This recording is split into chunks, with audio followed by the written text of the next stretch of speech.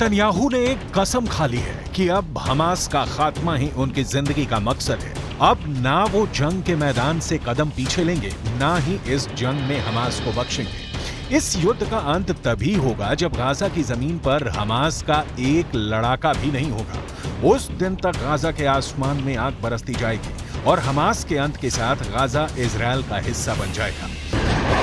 Israel Hamas जंग के बीच Israeli प्रधानमंत्री बेंजामिन नेतन्याहू ने एक बार फिर से हमास को नेस्तोनाबूद करने की कसम खाई है। एक इंटरव्यू के दौरान उन्होंने साफ कर दिया है कि हमास को खत्म करके ही गाजा के लोगों को अच्छा भविष्य दिया जा सकता है।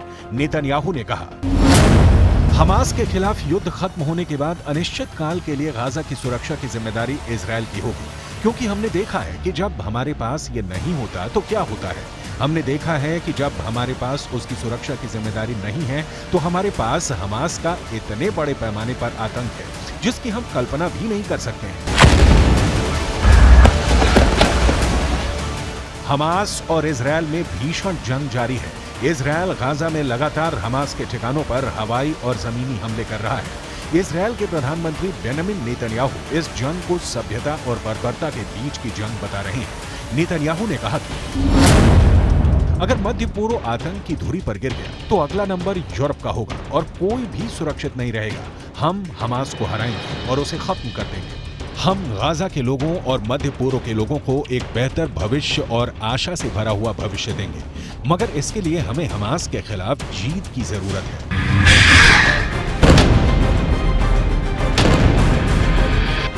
अमेरिकी राष्ट्रपति जो बाइडेन जंग के बीच कुछ वक्त के लिए युद्ध विराम की बात कह चुके हैं ताकि आम नागरिक बेमौत ना मारे जाएं और सुरक्षित जगहों पर पहुंच सके, लेकिन नेतन्याहू इससे इत्तेफाक नहीं रखते। इस सवाल पर नेतन्याहू की मुस्कुराहट ने काफी कुछ बयां कर दिया। उन्होंने साफ कह दिया वो युद्ध विराम के खिलाफ है, क्योंकि कुछ वक्त के लिए युद्ध विराम हमास के सामने आत्मसमर्पण के जैसा होगा।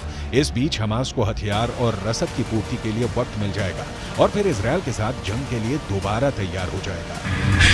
हमास ने 7 अक्टूबर को इजरायल पर हमला किया था। इस हमले में 1000 से ज्यादा लोगों की मौत हुई और कई लोगों को बंधक भी बना लिया गया था। नेतन्याहू का दावा है कि उन्हें खबर है कि बंधकों को कहां रखा गया है। उन्होंने कहा कि जब तक हमने जमीनी कार्रवाई शुरू नहीं की, बंधकों की रिहाई का हमास पर कोई दबाव नहीं था। हमने देखा कि जैसे ही हमने जमीनी कार्रवाई शुरू की, हमास दबाव में आ गया। बंधकों को कहां रखा गया है, हमें इसकी खुफिया जानकारी है।